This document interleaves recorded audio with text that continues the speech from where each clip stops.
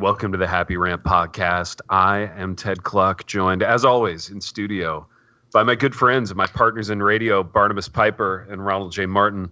Boys, we are rapidly approaching Indy Live. Indy Live is very exciting. Indy Live is going to be a rich person thing. So we're going to talk about things that rich people do.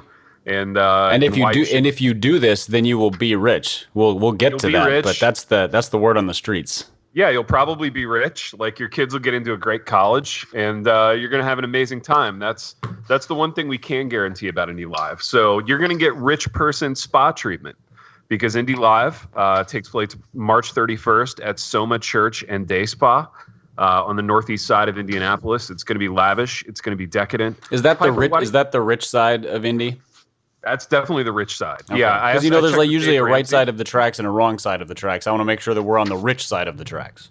Well, yeah, I texted Dave this morning, man, Daver, on his gold phone, and he let me know that that's for sure the rich side of Indianapolis. And I said, Dave, of course it is. What are we, savages? So Piper, tell them a little bit more about how they can get tickets to Indy Live. Let's talk about group pricing. I want some huge groups of people at Indy Live, and I want that room full. So, Piper, tell them how we can make that happen. Yeah, so we have, if you go to happyrantpodcast.com, all the details are there. You've got the time and the location, which Ted already gave you. But it's 7 to 10 p.m. on the evening of the 31st. That's a Sunday night on the eve of the Gospel Coalition Conference. So if you're considering going, This is just the right way to kick that event off. You may as well start on the high note and then go from there. If you're within driving distance of Indianapolis, so that's all of you in the middle of America, especially in the Chicago area, the Nashville area, the Louisville area, all of you are within driving distance. It's a short hop. Just come on down on that Sunday night. You can also, so if you go to happyrantpodcast.com, you'll see a big orange button that says get your tickets here. That's where we've got it. We will set up a discount. Let's see how. I think I can only do single ticket discounts, so it'll apply to all the tickets on an order. So that means if you're ordering for just yourself, you'll get the same discount as a bulk ticket. But let's use the code last minute. So this is since we are down to the wire here, folks. If you put in the code last minute at checkout, you will get $5 off per ticket. So that is the discount we are offering, which is a 33% discount because they're only $15 to start with. So if you just want to throw us a couple extra bucks, don't use the code last minute and just order the tickets at full price. You know what? It's rich person stuff. You're doing wise things with your money. Dave Ramsey would be pleased with you. It's unfortunately we don't take cash payments, so Dave Ramsey would be less pleased with you. Now, what if they showed up with their little Dave Ramsey envelope at the door? And they were like, I've got an envelope labeled Happy Rant Events, and I want to get in. Would we let them in? Yes, we will take cash payments at the door. We'd prefer if you ordered your tickets in advance because that's also a wiser way to budget your money, to spend it now as opposed to planning to spend it later. So that Dave Ramsey approves that as well. A lot of issues there, Pipe. A lot of moving parts vis-a-vis Dave Ramsey. It's really hard to know how to make Dave happy, except if you're just doing rich people things. It really is. Those Midwestern drives are gorgeous too. I mean, that drive from Chicago down to Indianapolis, down 65. Are you kidding me? Man, especially this time of year before anything starts growing, it's just endless fields of like lumpy dirt. Baby, you're going to get a little Hammond, a little Rensselaer. A little West gorgeous. Lafayette and Lafayette. Yep. Absolutely. So I know we're getting ahead of ourselves. I'm just getting excited to drive back up into God's country and pamper myself at Soma Church and Day Spa for Indy Live. But Piper, we have other rich person things to talk about. I feel like another rich guy thing is to have a sponsor for your podcast. It's certainly a make us richer thing. That's the way that's supposed to work anyway.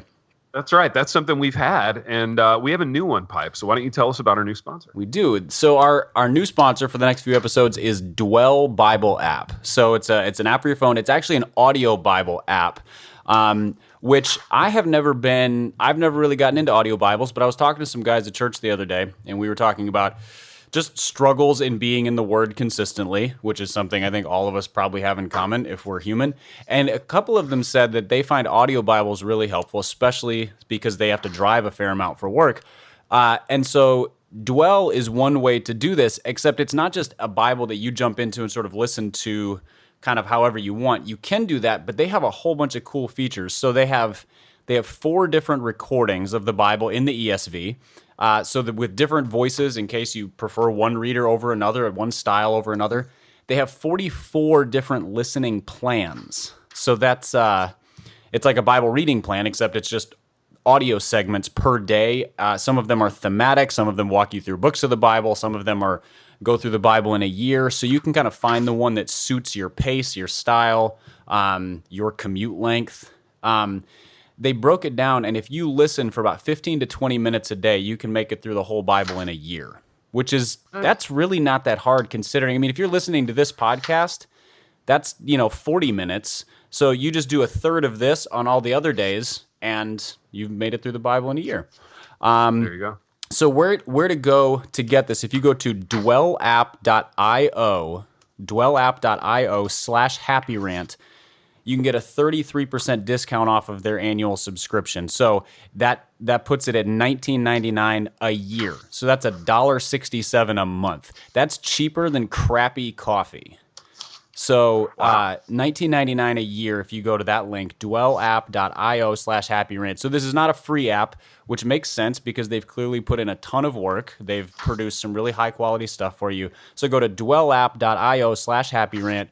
To subscribe. They have a 7-day free trial you can test out as well. So if you're not totally sold, you can do the 7-day free trial, then sign up for the $19.99 a year. You can afford it because you're doing rich people things. So wow, Pipe, that was impressive. Go ahead and do that. That was impressive. Piper, I dig it. I'm actually looking at the website. It looks really cool. Oh, and for you guys, I forgot to email you. They set you up with free accounts, so I'll just need to shoot you that information. So, dude, that's dope. Yeah, I totally that's truly rich guy stuff right there. Free. Absolutely. Right. The true rich guy stuff is we didn't have to spend money on it. Kind of like special treatment. Kind of like certain students who got into colleges just without having to do anything. Piper, how would the three of us gentlemen go about getting voice work on this app? I feel like I want to read a book of the Bible into this thing, and I want people to be able to choose their favorite Happy Rant voice for this. Well, first of all, have you ever, other than podcasting and your extensive radio experience, what voice experience do you have? Dude, I actually read one of my own audiobooks, believe it or not. So I've done a couple of mine too, so I think that qualifies as a resume. I think so too. I've got one audiobook under my belt. You have 2. Big R was a recording artist for many years. So yeah, I think, the reason I didn't ask him is because he made a living with his voice for a lengthy period of time, and so I just that counts. That's a resume as well. That's I think rich we need people to, things. As a company, we need to reach out to these people and let them know that we're available for voice work. That's a good call. We should do that. Yeah, so let's make deals, man. Let's make some more deals because rich guys make deals, and I want to talk about rich guy stuff because our favorite rich guy. Dave Ramsey tweeted the following. I'm going to read you guys this tweet, and then I'm going to tell you, I got to be full disclosure with you guys because I got some Dave Ramsey issues. So here's the tweet. If you do rich people stuff, eventually you will be rich. If you do poor people stuff, you will eventually be poor. I'm so glad you couldn't read that with a straight voice. Dude, I can. It's ridiculous. It's like reading a Rachel the Held Evans tweet with a straight face. Like it kind of can't be done. And I can I come clean with you guys about a thing that I'm struggling with. The thing is, I really don't like Dave Ramsey at all. I don't like his smug face in this picture. I don't like the people that like Dave Ramsey. I feel like whoa, Big T, You're cutting out 3/4 of the American population right now. Maybe it's kind of like the people that are real, like ride or die with Pipe's dad. Like Pipe's dad is a lovely guy in real life, but like the people that really like ride or die with Pipe's dad tend to be less lovely people. Oh, we'll get to them in a minute. They're another show topic. So just hang in there, folks. True. Dude, so I struggle with Ramsey, man. I struggle with this whole thing, and this tweet to me just seems unspeakably smug. And I want you boys to weigh in on it because we have other facets of this. There are like sub genres of this tweet that we're going to get into. But I propose that Ronnie takes his extensive expositional skills to this and just I want you to just parse the mess out of this thing so that we can understand what he's trying to say. Well, dude, I mean, here's what's crazy, right? So let me do a devil's ad here for 1 second. Like, I kind of like get what he's saying, like on one level, okay? So like I'm grasping what he's saying. He's saying if your pattern of life is mismanaging and mishandling your funds, you're going to suffer the consequences of the same people that mismanage and mishandle their funds. I mean, that's one basic way to take Sure. what he's saying. All right. So like that's one, like if you want to break it down all technically, which I don't even like to do that kind of stuff. I just did that very untechnically. That's one way. How would Daver feel about your log cabin purchase? Like, do you have a little envelope labeled log cabin? Yeah, only if I could pay cash for it, and only if the cash was already in a previously like licked envelope. Right? Labeled envelope, absolutely. Yeah, exactly. But okay, but the other thing, the thing that just kills me, man, is that dude literally like, who's the guy that's checking like his social media posts before he posts? It's like, did he not think that he was gonna get absolutely murdered? Yeah. I mean, how did he not think that was not going to murder him and slaughter? So yes, listeners, first of all, if you go find this tweet, the retweets and replies to this, there's some comedic gold there, just in terms of what people have done with this. But Pipe, hold on 1 second, dude. It was too easy. Like, I don't like stuff that's that easy. You know, I mean, we're ranting about it because it's easy, but dude, I was gonna say, I think we're guilty of the same thing. No. But we're like making fun of it. Like, the outrage is like, you guys, way too easy. Come on. That's true. It's just too easy. Dude, I did look. And I was talking about the jokes. Like, people made some quality jokes. But so here's the thing, though. I think Dave Ramsey is the type who knew that this would outrage people and is also like, that's the way we weed out the morons. You know, you weed out the morons by seeing who is mad at you, and then you just discard them. Dude, look at his smug face in this picture. Do you think he has? I bet he's reading, like, he's scrolling through Twitter on his phone, and I guarantee, like, his feet are on a desk. Like, he's got his feet up on a desk. Like, he's satisfied about this. You know what I mean? He's using his big old iPhone XL or whatever. It's like the mini iPad phone that he did not pay cash for. He's on the payment plan for sure. Yeah, he got that phone like we got our app, man. Yeah. Yeah, exactly. I bet he's lighting a cigar with $100 bill. Baby, let me ask you a question, man. Like, yeah. Okay, so I've never been, including the one that I planted, I've never been at a church that I don't think I never have been.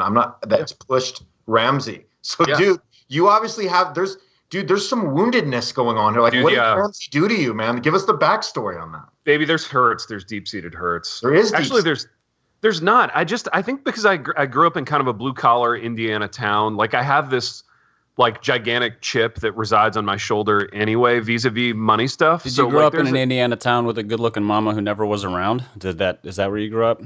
Well, dude, yeah, except my mom was around. Okay, you know, sorry, like, sorry, Tom Petty came to mind when you said that. No, I know. Tom Petty comes to mind when I think of my hometown, actually. And also like rich people. When I think of rich people, Tom Petty comes to mind. May he rest in peace. Absolutely.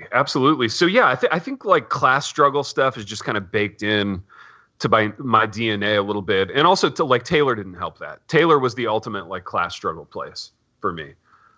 So, like, to then, like, matriculate onto adult life and to settle into a church and then realize, hey, like, there's an evangelical guy who's waving the Bible around, but what he's really doing is giving a bunch of people who have a propensity for that anyway just a license to be obsessed about their money. Like, to me, that's Dave Ramsey. He just made it okay for a bunch of people who are probably materialists anyway to just completely obsess over it. So here's the flip side of that. Yeah. Dave Ramsey's, like, his basic financial get out of debt stuff has helped a ton of people who are in the middle and working classes to change financial habits. Like, I know people. Yeah, I hope. Very much transformed. The thing is that he has gotten filthy rich off of it. And so he he gives off the everyman vibe and sort of how he kind of presents himself, except that he lives in this palatial home in the Williamson County, which is the rich county south of Nashville.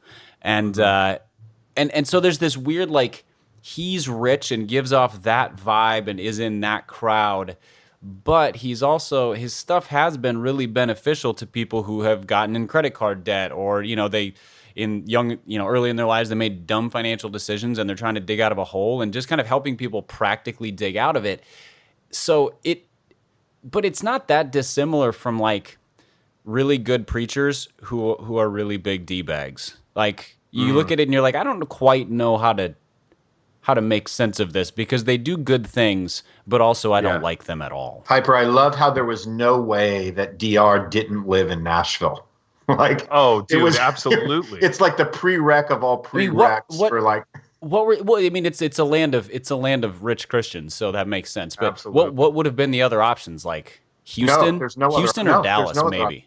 Yeah, where would he live, man? I think not Nashville. Even an option. If you're a rich Christian, you eventually make your way to Nashville, or maybe he's not going to live in Tucson. Yeah, maybe the Chicago suburbs. I don't know. There's a lot of rich Christians out there, I guess. But he's not going to live in Worcester, Ohio. Well, the Chicago Christian is a little bit more worldly wise, I think. There's a little bit more like, we don't take your BS sensibility, whereas like he can sort of freight train over the southern politeness of Bible Belt Christianity. Well, dude, and also I think rich Christians move to Nashville with like stars in their eyes. You know what I mean? Like they're still wide-eyed. They're still dreamers. I mean, shoot, this is where Michael W. Smith and Amy Grant came from. So absolutely, dude, right? The magic happens, boys. It's where all the magic happens. That's right, baby. Baby, some magic has happened to you in that town. Absolutely, that town, man. You know what's so crazy, you guys? Like, so my sister, like, she's like this financial planner guru, and like a couple years ago, she calls me, right, and she's like, hey, Big R, have you ever heard of this guy named Dave Ramsey? And I said, have I ever heard of Dave Ramsey? That's like asking me if I've ever heard of like the Apostle Paul. You know what I mean? Pope Catholic? Yeah, exactly. It was one of those comments. I don't know if she would have understood that. So I went through the Apostle Paul one. Anyway, so I said, yeah. I said, of course, and she said, you know what's weird? Like, he came to my company and he did this big like seminar. And at first I was like, yeah, I don't know if I like this guy. And then she goes, by the time he was done, I was like, I think he's kind of a genius. Dude, he has that effect on people. Like, smart, discerning people are like routinely wooed by Dave Ramsey. He woos. Yeah, my sister was like, I didn't want to like him, and the more I dove in and then I read the material, I was like, no, I think everything he's saying is actually true. Dude, no, he definitely has a way. It is true. Like that. Now, this tweet is like Yoda level twisted nonsense. But like, his basic stuff is true. I mean, his basic premise is don't spend more than you make, don't spend money you don't have, don't get in debt, don't borrow. That's all pretty straightforward stuff. It's just he just says it with sort of a panache that makes people sit up and take notice. Also, in defense of Dave Ramsey, just again vis-a-vis my own stuff, I suck at money-related things, and I probably just resent him for being good at it. So that could be like, you resent him for telling you that you suck at money-related things? So you just don't need. Well, I don't give him an opportunity because I don't listen to him. You don't need somebody in your ear telling you you're pretty bad about something. I don't need to be reminded of this. Yeah. Like I'm totally aware. Yeah. It's like you don't need somebody doing what you do to your kids every day, Big T. Yeah, exactly. Yeah. So that's probably a big part. Let's go back to this tweet for a minute, though. If you do rich people stuff, eventually you will be rich. If you do poor people stuff, eventually you will be poor. Ronnie was like, essentially that's define true. Rich and poor. Define rich and poor. Well, I know, Ronnie, you sort of were like, eventually, essentially that's true if you manage your money well, whatever. But like, when I hear rich people stuff, I think buying things, really nice things. And when I hear poor people stuff, I think not having money. Like, this tweet doesn't mean anything to me. Piper, let's quantify then. Okay, let's put some boundaries on this, because we're reformed men, and that's what we do. We need to have at least 5 to 7 bullet points to clarify this tweet. We do bounded set thinking, yes. and we're gonna do that with this. So let's set the Mendoza line for rich people stuff. I think it's owning your own log cabin offsite.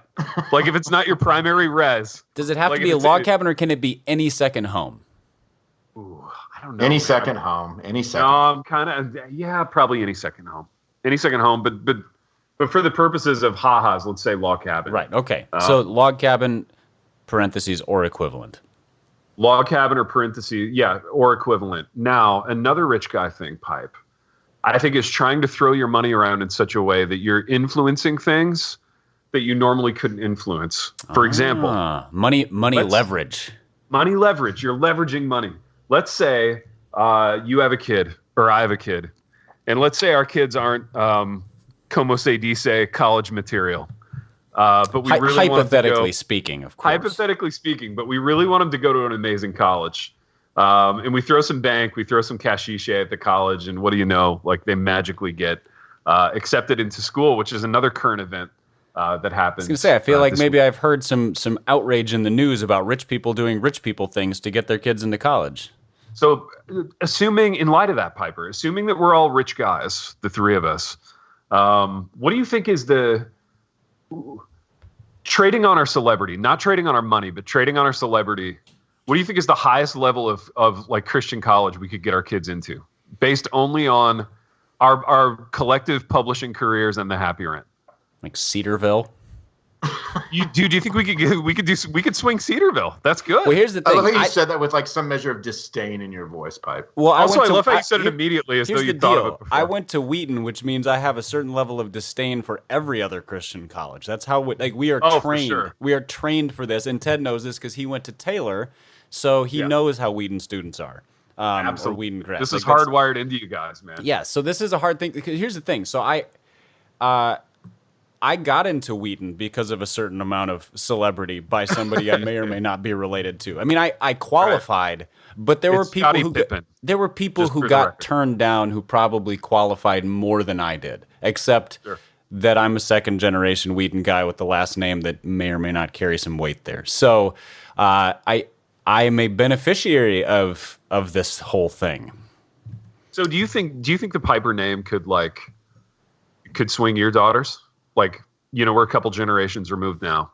And if your daughter was like a C student, but she's like, Dad, I really want to go to Wheaton. I want to study like studio art. I want to throw clay.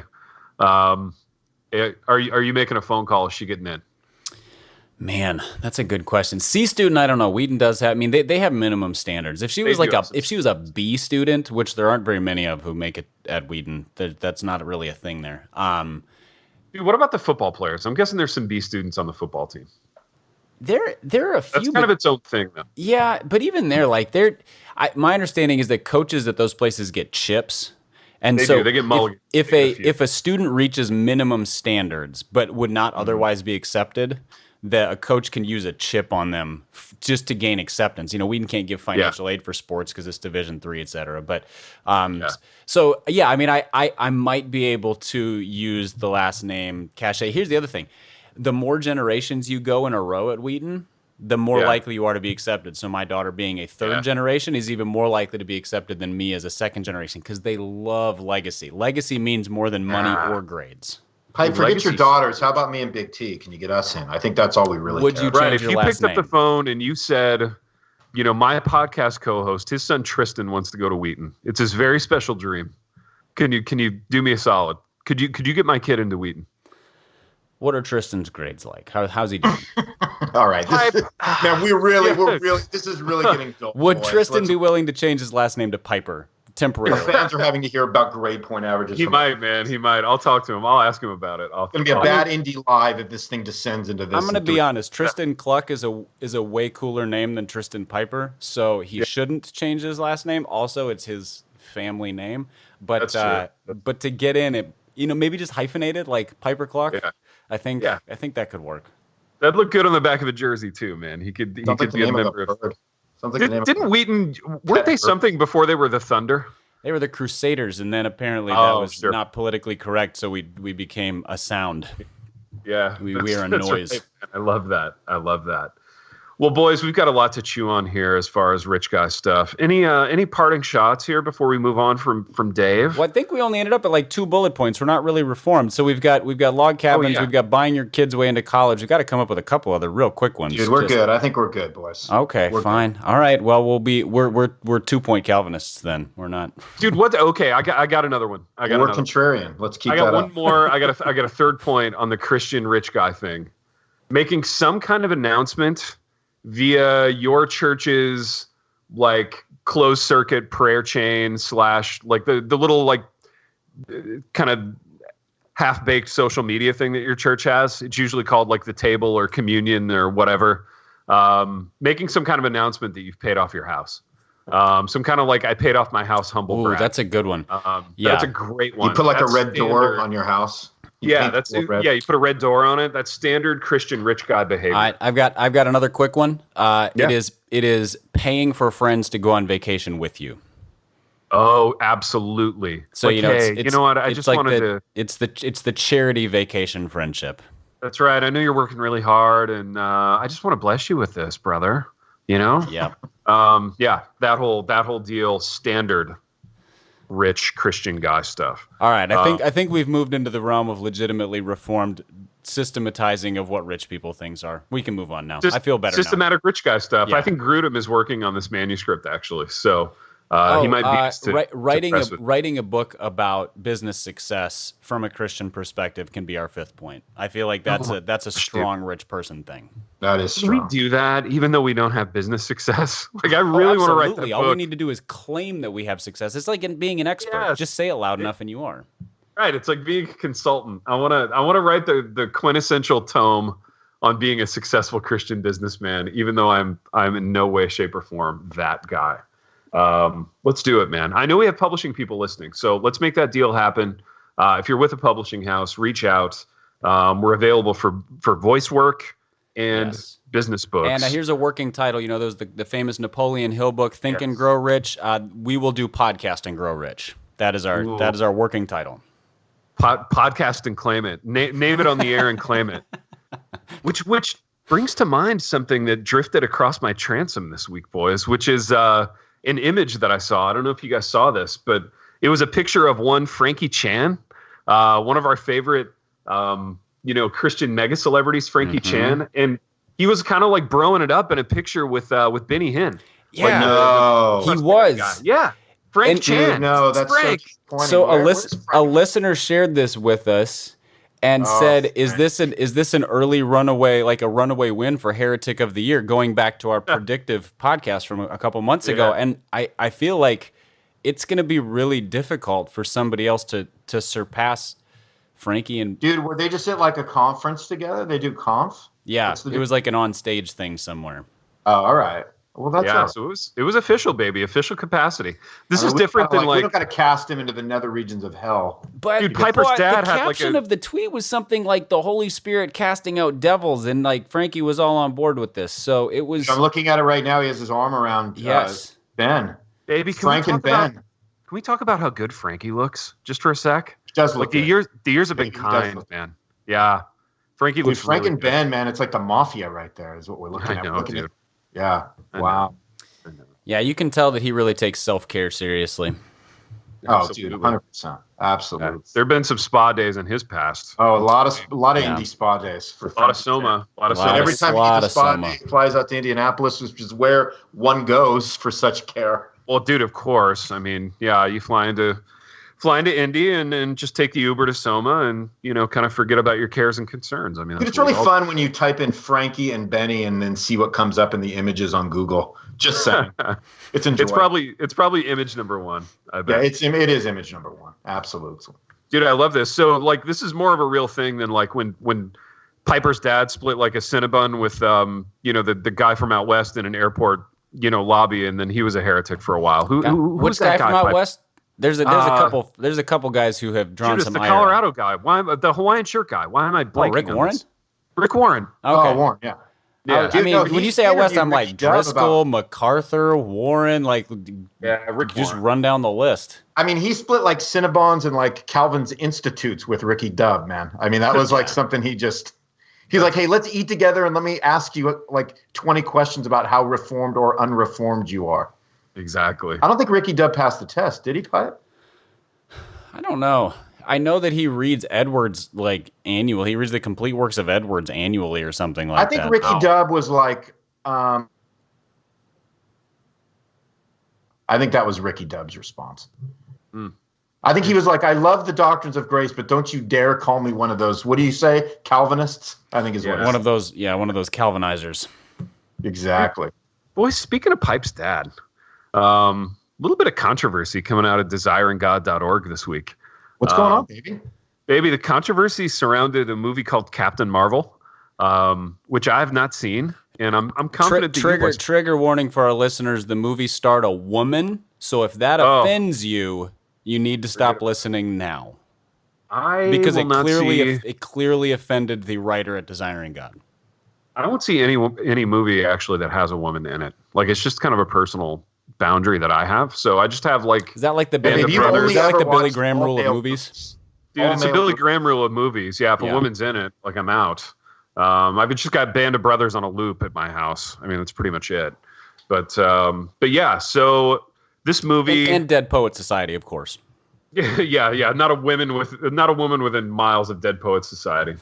All right. So this movie comes out. It stars a female superhero, and a think piece comes out. A think piece comes out in Desiring God, tying this movie to, like, feminism and all the reasons why we should hate it. I didn't read the piece, Piper, but what was the gist of it to you? Well, I mean, as studious listeners will know, if you think Desiring God and female superhero, you can probably fill in the outline of this article. It is exactly what you would, fear might be said. It was basically yearning for the days of Snow White and Cinderella when the female by the way, that line was in there until it was edited out. Like, it was published with that and then taken back out later.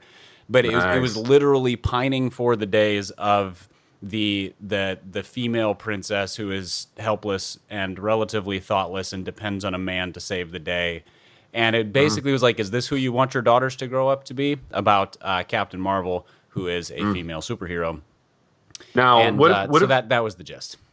What if there was a reformed woman as a female superhero? So, like, what if Captain Marvel was Jen Wilkin? Then would it be okay? It would be perfectly fine. Big T. Who else could it be, baby? We got Jen Wilkin. She's in the running. We're making a reformed Captain Marvel. Newbell would make a great superhero. There you go. Okay, see, now we're talking, boys. We're casting this thing. Gloria Furman's on the list. What about the original? What about the original, like, woman superhero, Beth Moore? Oh, dude, the OG. What about the original female star? That might be a little too mainstream, baby. Yeah, that really, you just triggered all the reformed guys. First, we just bent their brains because we keep talking about female superheroes, and they can't picture that at all. But then when you brought in Beth Moore, there's a lot of just sort of mental breakage going on. And then, like, the villain, like Joyce Meyer coming in off the side. I love it, dude. Off the top rope. Anime Joyce Meyer flying against anime Jen Wilkin, like on a movie screen. I'm in for that. You say flying? Do you mean like on a broomstick, baby? maybe not. You mean on a witch's broomstick, like we see in Harry Potter? Maybe Harry Potter did well. I mean, I'm no, like, movie executive, but maybe we do that. Maybe we do, maybe we don't. I mean, we did get the request for Victoria Osteen to be on this podcast, so I think she could easily be a villain as well. Yeah, Pipe, talk about that, man. I'm getting a lot of these emails now. Like, I'm getting these emails from, like, publicists of wacky authors asking for their wacky author to be on our show. Are you getting these as well? Oh, yes. I only share the best of the best with you. So I shared one with you several months ago from the guy who runs an escort service in Vegas who volunteered himself to be on the podcast. That was a delight. Spectacular. Why don't we have him on? I think the question answers itself. Then Victoria Osteen's publicist was the most recent because she's starting a book tour. And I don't recall. It's something about being victorious, I think. So yeah, we get these periodically. Here's the thing: publicists for good authors, they probably know kind of what we're about, and so they skip us because they're like, "Oh, those guys don't do interviews," and if they did, they would just make fun of the author anyway. Whereas the crazy ones just see podcast and send it to us. Boys, nobody, and I mean nobody, gets on our show. No, nobody. I agree, Big R. No one. No one, even we barely make it on our show every week. Exactly. Yeah, we literally have to ask the other person. Like, what everybody doesn't see is we ask permission of the other person if we can be on our own show this week. That's how exclusive it is. That's a real insightful peek behind the curtain, because on those weeks when we claim somebody is traveling and is not on, it actually just means the other two said, no, not this week. That's right. It's not happening this week. Those are the high Boys, standards. Can I be on the rant next week? Is that cool? Well, time will tell. Let's see how the rest of this episode goes. Yeah, exactly. Each episode is a tryout. Every episode is like we're We're all on probation still on the Happy Rant podcast. That's how we stay so sharp, boys. That's why the product is so tight from week to week. It's on brand. Strokes lets us know if it's acceptable to be on the podcast every week. We still go to him. He still has final say. Maybe speaking of, does he have final say from like nearby or from far away still? He still has it's a distance final say. Could he like open his window and get final say as he's like reaching across to borrow an egg? No, he's still it's still via technology for sure. It's long distance final say. It's a long distance say. Yeah. That's good, baby. Man. Ted, I got one more question about this Captain Marvel thing. So we need to go back to I'm that. raising daughters, and so to me, I'm coming from one perspective on this. You are raising sons. How do you guard your sons from the insidious feminism just rife and rampant within these movies? All male movies. You don't let them watch women on screen. I mean, Band of Brothers. Insanity. But that's like, all my boys are how do you even like? But they know that it exists, and even that is just too even much. that I hate. I mean, I feel like I've already failed them by just, making them live in a world where it exists. Pipe, but no, I believe it or not, man, I'm probably a terrible father, but I haven't had the, the all important Captain Marvel as a woman discussion with my boys yet, and I know Tristan I think Tristan's seen the movie. He went out to a movie with some friends the other night, and I'm pretty sure it was this movie. Oh, so, but I bet he told you it was something else, huh? He knew that if he told you what he was going to, you'd be like, no, son, absolutely right. not. And you know what's weird about it, Pipe, is that he went and saw the movie, and he didn't come back like all devastated and hangdog about it. Like he wasn't just ashamed like to be a man afterwards. Dude, right. He wasn't emasculated and ashamed to be a man, and he didn't sit in my living room weeping. So maybe I find that hard to believe. I'd be a little concerned about him right now because that's clearly the only healthy response. I agree, and I feel like he wasn't paying attention, so I feel like there had to be something else going on with him that night where, clearly if you're paying attention, you couldn't just enjoy this movie. Well, so then that just means Captain Marvel was boring. Well, yeah, but I mean, he also knows that if he goes to college and he majors in English, he's going to get a heavy dose of feminism anyway. Like, I mean, it's all phallic and yonics, imagery in college English departments. So he's looking at 4 years of that. Not if I get him into Wheaton. Oh, that's true. How do they handle that? I bet it is a Wheaton too. Even at ours, it's pretty much Wheaton, like. I mean, everybody knows Wheaton's jumped the shark and has gone fully left. So. It's penises and wombs all over the place. I mean, if you're English, all over the place. Baby, what about Double K? I mean, she's a woman. Do you allow her to live in the same house as you and your sons, or how do you deal with that? Baby, it's tough. It's really tough. Clearly, I'm not letting her watch Captain Marvel because I feel like it would empower her in a way that would threaten me. Probably, it would throw the very delicate power dynamic in our house. Let's just say. Oh, it would go haywire. Yeah, it really would, man. I mean, we had a couple of choppy years in our marriage after Wonder Woman came out. I mean, that was absolutely. We all did, baby. We all did. Yeah, I know. We're all suffering the after effects of Wonder Woman right now. I want to know how you guys survived, a League of Their Own back 15, 20 years ago. How did you even hack it?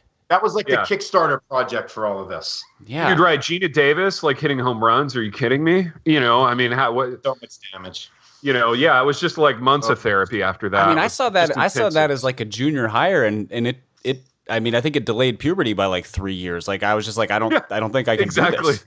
Exactly. Yeah, I know, man. That really threw the culture for a loop. And here's my question, Piper. Where was Desiring God when A League of Their Own came out in the 90s? Exactly. I mean, Judas Priest. Where were you when we needed you? Was Desiring God the book even written seriously, yet? they could have made my junior high years so much easier had they just written a think piece. Did anybody even desire God when that movie came out, Pipe? Dude, I go to see A League of Their Own. I come back. I'm all confused. I got nobody to talk to about it because, our people just weren't talking in that way in the 90s. Like, I've got all these confusing feelings about what it means to be a baseball player and a man. And where do I even go? You didn't have the internet back then, baby. Things are so much better now. I know. How much help we get now? Absolutely. People are so much wiser. Absolutely. So much more wiser. We're so much more educated. Absolutely. It's better. Everything's better. Maybe it's so much better. Minus the movies with the women in them. Everything else is better. Right. Pipe, what was to you, like getting back to the article for a second, what was to you the funniest thing about the article? Like just the fact that it happened, or were there funny like moments throughout? Yeah, I think it was the overall tone of like hangdog tragedy. It treated the movie like a cultural tragedy. And, Oh and no. and so I mean the individual snapshots of like we miss Snow White and whatever were just sort of symptomatic of the overall eye rollingness of the stance. Yeah. And it just the other thing was like it just was so unsurprising. Yeah. You know, I had hoped that maybe Desiring God wouldn't put it out and it might come from some other less reputable site. But Yeah. it's also kind of on brand for some of their contributing writers. And so, yeah, I think it was, it was the tragedy of it. Just the sort of like, all is lost. Here we are as a society. We're staring down the barrel of feminist superheroes about to blow us all away. And it was. Well, Piper, it was a mess. Let me ask you this: as the parent of daughters, I mean, just knowing that this movie is out there, I'm sure you haven't let your daughter see it. But have they been harder to handle around the house because of just the fact that this is out there?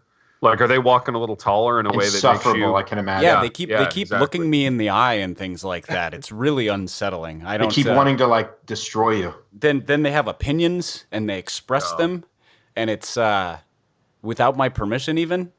It's very unsettling. The whole thing it feels like it was sort of an earthquake like tremor that just rattled the foundations of our very existence. So boys, here's an honest question for you both. You can both answer it.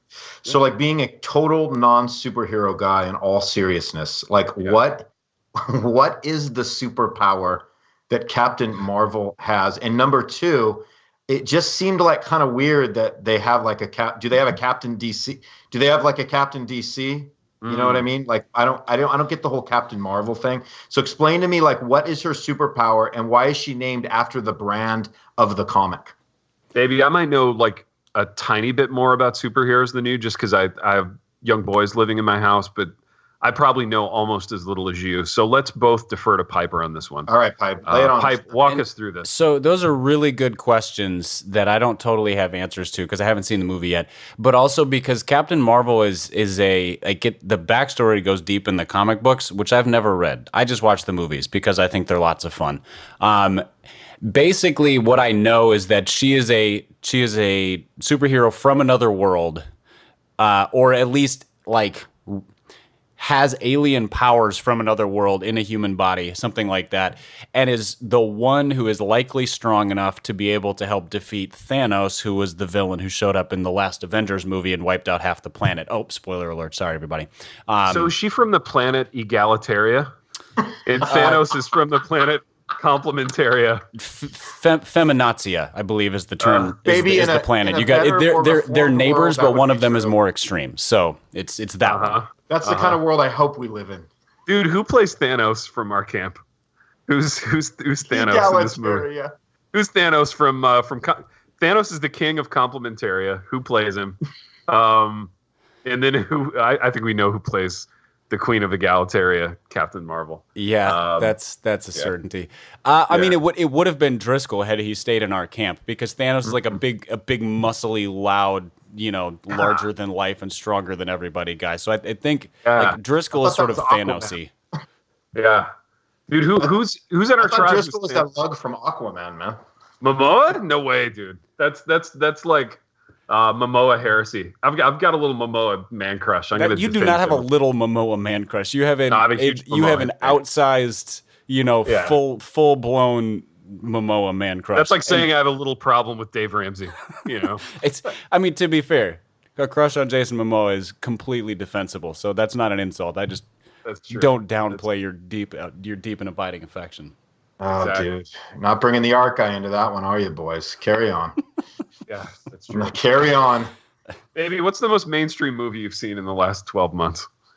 Dude, I saw Vice. Okay. All right, that works. I mean, that's not with Christian.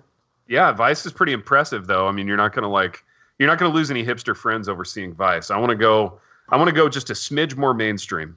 I know you've got one. You got one in there, man. You got a mainstream movie. You mean like a movie that actually like sold some tickets, made some? Yeah, a movie that like other people. A movie that people and one that cannot be called critically acclaimed in any context. Yeah, a movie that people in your congregation would actually see.